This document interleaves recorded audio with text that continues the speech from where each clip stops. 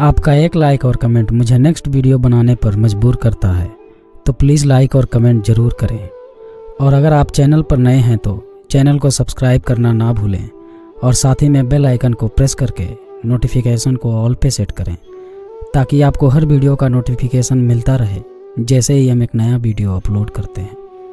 Typing coaching centre में विजय का पहला दिन था। वह अपनी सीट पर बैठा टाइप सीखने के लिए टाइप वाला किताब पढ़ रहा था। तभी उसकी निगाह अपने केबिन के गेट की तरफ गई। कजरारे नैनों वाली एक सांवली लड़की उसके केबिन में आ रही थी। लड़की उसकी बगल वाली सीट पर आकर बैठ गई, टाइपराइटर को ठीक किया और टाइप करने में व्यस्त हो गई। विजय का मन टाइप करने में नहीं था, वह किसी भी हालत में लड़की से बातें करना चाहता था। वह टाइपराइटर पर कागज लगाकर बैठ गया और लड़की को देखने लगा। लड़की की उंगलियां टाइपराइटर के कीबोर्ड पर ऐसे पड़ रही थी जैसे हारमोनियम बजा रही हो। थोड़ी देर बाद लड़की गुस्से से बोली, क्या देख रहे हो? विजय बोला, आपको टाइप करते हुए देख रहा हूँ। वो बोली, यहाँ क्या करने आए हो? विजय बोला, टाइप सीखने। फिर वो बोली, ऐसे सीखोगे? लड़की के स्वर में तलखी बरकरार थी। विजय बोला, मेरा आज पहला दिन है, इसलिए मेरी समझ में कुछ नहीं आ रहा है। आप टाइप कर रही हैं तो मैं देखने लगा कि आपकी उंगलियां कैसे पड़ती है कीबोर्ड पर। आपको टाइप करते देखकर लगा मैं भी सीख जाऊंगा। वो लड़की बोली, यदि इसी तरह मुझे ही देखते रहे तो आपकी यह मनोकामना कभी पूरी ही नहीं होगी। लड़की फिर टाइप करने में जुट गई। विजय भी कीबोर्ड देखकर टाइप करने लगा। टाइप करने में उसका मन ही नहीं लग रहा था, बेचैनी सी महसूस कर रहा था। 10 मिनट बाद ही उसने टाइपराइटर का रिबन फंसा दिया। वो लड़की बोली, रिबन तो फंसेगा ही जब ध्यान कहीं और होगा। लड़की उसके टाइपराइटर को थोड़ा अपनी ओर खींचकर रिबन ठीक करने लगी। इसी बीच रिबन नीचे गिर गया। वह उसे उठाने के लिए नीचे झुकी तो विजय भी रिबन को उठाने के लिए नीचे झुका। उसकी निगाह अकस्मात ही लड़की की निगाह से मिल गई। वह सकपका गया। लड़की ने कहा, लो ठीक हो गया।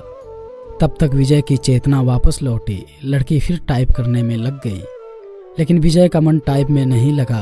वह लड़की से बात करने की ताक में ही लगा रहा। लड़की बोली, मन नहीं लग रहा है? अचानक लड़की ने उससे पूछा तो विजय खिल गया। विजय बोला, लगता है कि सीख नहीं पाऊंगा। वो बोली, आसार तो कुछ ऐसे ही दिखते हैं। विजय ने बात को बढ़ाने के लिए सवाल किया, आपका नाम? वो बोली, मेरा नाम सरिता है। विजय बोला, अच्छा नाम है। वो बोली, लेकिन मुझे इस नाम से नफरत है। विजय बोला, क्यों? वो बोली, कोई एक कारण हो तो बताएं। यह कहते हुए सरिता अपनी सीट से उठी और पर्स कंधे पर टांगते हुए केबिन से बाहर निकल गई। विजय उसे जाते हुए देखता रहा। उसके जाने के बाद उसने टाइपराइटर पर नजर डाली तो टाइपराइटर उसे उदास लगा और दुनिया बदल गई। इसी दिन से विजय हवा में उड़ने लगा, रातों को छत पर घूमने लगा, तारे गिनता और उनसे बातें करता। चांदनी रात में बैठकर कविताएं लिखता। गर्मी की धूप उसे गुनगुनी लगने लगी। दुनिया गुलाबी हो गई तो जिंदगी गुलाब का फूल। आंखों से नींद गायब हो गई। वह ख्यालों ही ख्यालों में पैदल ही कई किलोमीटर दूर घूम आता। अपनी इस स्थिति के बारे में उसने अपने दोस्त को जब बताया तो उसने कहा, गुरु तुम्हें प्यार हो गया है। दोस्त की बात सुनकर उसे अच्छा लगा। अगले दिन विजय ने सरिता से कहा कि आप पर एक कविता लिखी है, चाहता हूं कि आप इसे पढ़ें। वो बोली, यह भी खूब रही, जान ना पहचान तू मेरा मेहमान। कितना जानते हैं आप मुझे? वो बोला, जो भी जानता हूं उसी आधार पर लिखा है। सरिता उसकी लिखी कविता पढ़ने लगी। कविता के नीचे उसने विजय की जगह सागर लिखा था। सरिता ने उसे देखा और कागज विजय की तरफ बढ़ा दिया। विजय ने कहा कि मैं चाहता हूं कि आप इसे टाइप कर दें, इसे छपने के लिए भेजना है। सरिता कुछ नहीं बोली, कागज को सामने रखकर टाइप करने लगी। विजय उसे देखता रहा। इस बात का आभास सरिता को भी था कि विजय उसे देख ही रहा है, लेकिन उसने कोई विरोध करने के बजाय पूछा कि आप कवि हैं? विजय बोला, बनने की कोशिश कर रहा हूँ। वो बोली, कवि भगोड़े होते हैं। उसकी इस टिप्पणी से विजय सकपका गया। वो बोली, कवि अपने सुख के लिए कविता रचता है। रचते समय वह कविता के बारे में सोचता है, उसके बाद वह कविता को उसके हाल पर छोड़ देता है। कविता जब संकट में होती है तो कवि कविता के पक्ष में खड़ा नहीं होता। विजय बोला, यह आप कैसे कह सकती हैं? वो बोली, मैं समझती हूँ कि आदमी की जिंदगी भी एक कविता ही है। मेरी जिंदगी एक कविता है। मेरी जिंदगी मुझे अच्छी नहीं लगती, इसलिए कविता भी मुझे अच्छी नहीं लगती। विजय बोला, अरे वाह, आप तो कवि हैं। अभी आपने जो कहा वह तो कविता है।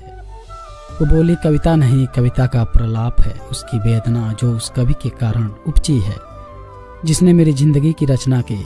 इतना कहकर सरिता केबिन से बाहर चली गई। विजय ने सरिता के टाइपराइटर को देखा, सोचा कैसी है यह। लगा जैसे टाइपराइटर किसी शोक गीत की रचना में मशगूल है। आज उन्होंने बातें अधिक की। उनके वार्तालाप को देखकर टाइपिंग इंस्टीट्यूट चलाने वाले मैडम ने उनके पास आकर कहा कि आजकल तो तुम काफी खुश हो सरिता। बदले में सरिता केवल मुस्कुराई। विजय भी मुस्कुराया। वो सोचा तो क्या मेरे प्यार की गंध से भी लग गई। अगले दिन सरिता जब इंस्टीट्यूट आई तो काफी सजी धजी थी। नया गुलाबी सूट पहने थी। बालों का स्टाइल बदला हुआ था। विजय को सरिता का यह बदला रूप अच्छा लगा। वह अपनी भावनाओं को दबा नहीं पाया। बोला, काफी सुंदर लग रही हो। जवाब में जब सरिता ने मुस्कुराते हुए थैंक यू का फूल जब उसकी तरफ फेंका तो उसकी इच्छा हुई कि वह खड़ा होकर नाचने लगे और जोर जोर से चिल्लाए कि उसे प्यार हो गया है।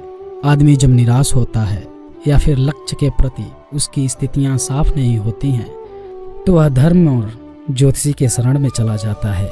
विजय की भी कुछ हालत ऐसी ही थी। वह सरिता को चाहने लगा था, लेकिन सरिता भी उसे चाहती है यह स्पष्ट नहीं था। वह अपनी बेरोजगारी से भी परेशान था।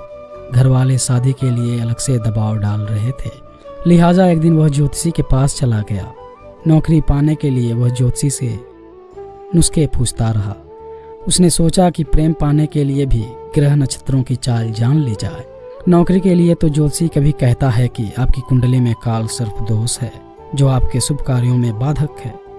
इसकी शांति के लिए घर में मोर पंख रखें और प्रतिदिन उसे 2-3 बार अपने शरीर पे घुमाएं। सोमवार के दिन चांदी से बना सर्प का जोड़ा शिवलिंग पर चढ़ाएं। नित्य श्री गणेश जी का उपासना करें। धैर्यपूर्वक ऐसा करने पर ही रोजगार की प्राप्ति होगी।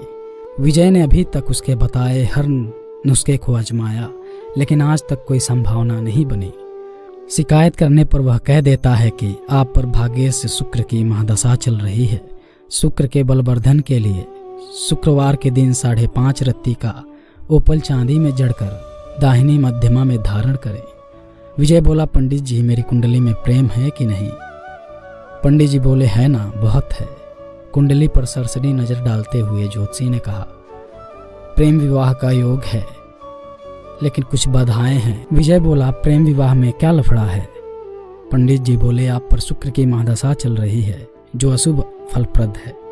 गोचर में भी आपकी राशि पर शनि की 7.5 चल रही है। शनि शांति के लिए प्रत्येक शनिवार को कुत्तों को सरसों के तेल से बना मीठा पराठा खिलाएं। ग्रह शांति के उपरांत ही प्रेम में सफलता की संभावना बन सकती है।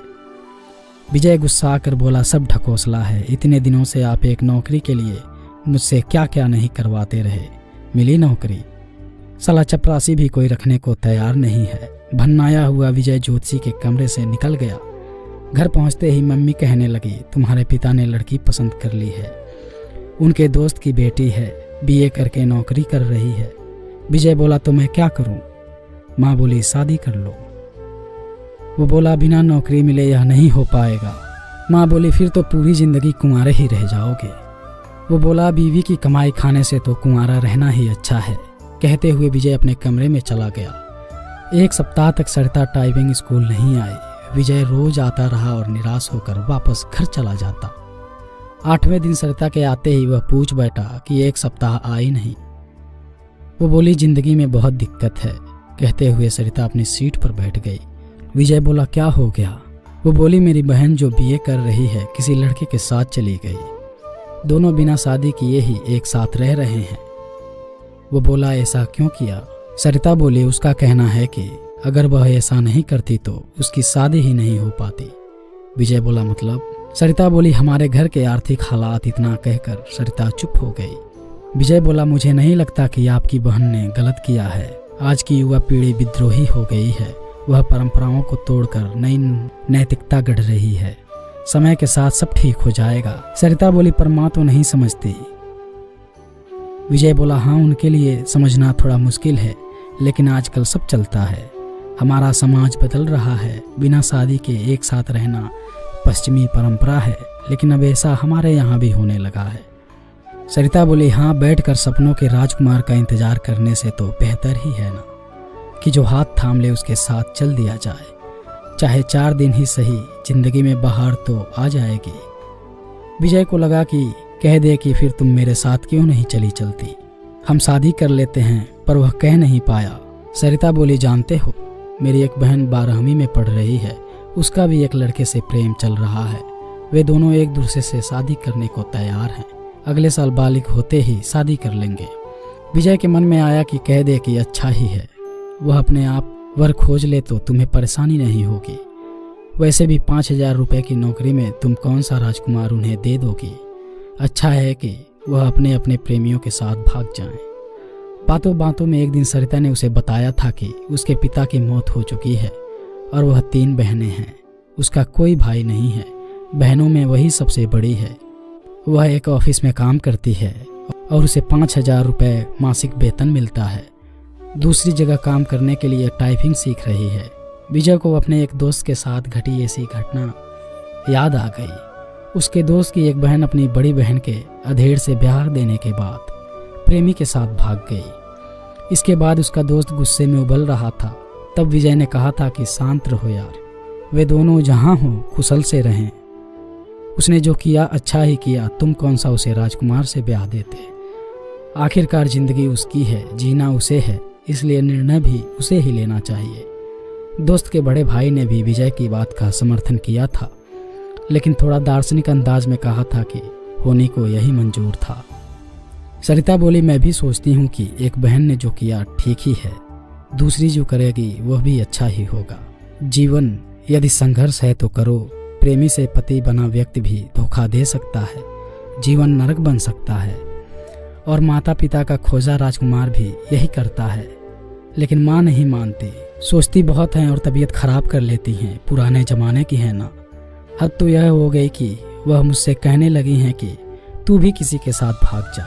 विजय की समझ में नहीं आया कि वह क्या कहे और क्या करे। स्थिति को सरिता समझ गई तो खुद पर काबू किया और फिर से टाइप करने लगी। 10 मिनट बाद सरिता उठी और बिना बोले ही चली गई। विजय की इच्छा हुई कि वह उसके पीछे पीछे चला जाए, लेकिन वह बैठा रहा और उसे जाते देखता रहा। मूसलाधार बारिश में बिजली का गिरना, आसमान में काले बादल घिर आए थे। इस कारण परिवेश में अंधेरा पसर गया था। रह रहकर आसमान में बिजली चमकती और बादलें गरजते। ऐसे मौसम में भी विजय टाइपिंग स्कूल जाने के लिए तैयार था। वह सरिता से मिलना चाहता था। जब वह घर से निकला तो बूंदाबांदी शुरू हो चुकी थी। फिर भी वह तेज कदमों से टाइपिंग स्कूल की तरफ बढ़ने लगा। कुछ ही दूर गया होगा कि बारिश तेज हो गई। सड़क पर चल रहे लोग भागकर किसी छांव में खड़े हो गए, पर वह अपनी मस्ती में भीगता हुआ चलता रहा। इंस्टीट्यूट पहुंचकर उसे पता चला कि सरिता नहीं आई है। इतनी बारिश में आने की क्या जरूरत थी, मैडम ने विजय से कहा। विजय बोला, आप नहीं समझेंगे। वो बोली, सब समझती हूँ, लेकिन अब सरिता यहाँ कभी नहीं आएगी। विजय बोला, क्यों, आपको कैसे पता? मैडम बोली, उसका फोन आया था, उसने कहा कि यदि आप आओ तो बता दूं, वह कभी नहीं आएगी। विजय की आवाज़ किसी कुएं से आती लग रही थी। विजय टाइपिंग स्कूल से बाहर आया। बाहर मूसलाधार बारिश हो रही थी। जैसे ही उसने नीचे की ओर कदम रखा और जोर से बिजली चमकी और बादल गरजने लगा। विजय संज्ञाशून्य सा भीगता हुआ घर की तरफ चल पड़ा। उसने सोचा कि वह सरिता के घर जाएगा, लेकिन उसके घर का पता तो मैडम दे सकती थी। यह सोचकर वह वापस पलटा, लेकिन तब तक टाइपिंग स्कूल बंद हो चुका था। भीगते हुए घर पहुंचा, तब तक उसका शरीर बुखार से तपने लगा। 15 दिन वह चारपाई पर पड़ा रहा। जब कुछ ठीक हुआ तो टाइपिंग स्कूल पहुंचा, मैडम नहीं मिली। यह सिलसिला 15 दिनों तक चला। 16वें दिन उसे मैडम मिली। उसे देखते ही बोल पड़े कि काफ़ी कमज़ोर हो गए हो। वो बोला, उस दिन बारिश में भीग गया तो बीमार हो गया। विजय ने मैडम से सरिता के घर का पता मांगा तो उसने एक कागज़ पर लिखा और विजय को थमा दिया। मैडम को धन्यवाद बोलकर विजय चल पड़ा। वह आज ही सरिता से मिलना चाहता था। जब वह मैडम के दिए पते पर पहुंचा तो वहां ताला लगा था।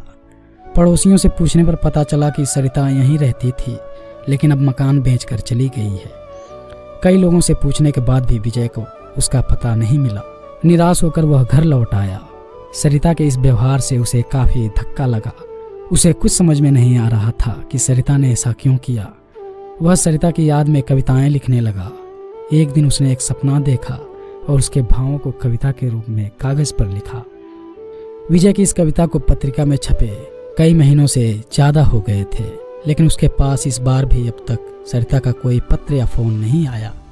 उसे उम्मीद है कि एक न एक दिन सरिता उससे संपर्क जरूर करेगी। जब से वह कविता प्रकाशित हुई है तब से वह फोन के प्रत्येक घंटे पर चौंक जाता है।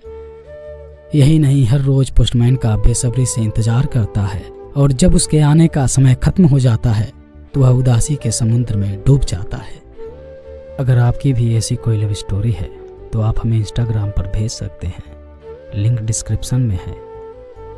उम्मीद करता हूँ आपको ये कहानी पसंद आई होगी। अगर आपको ये कहानी पसंद आई हो तो वीडियो को लाइक, शेयर और हमारे चैनल को सब्सक्राइब जरूर कीजिएगा।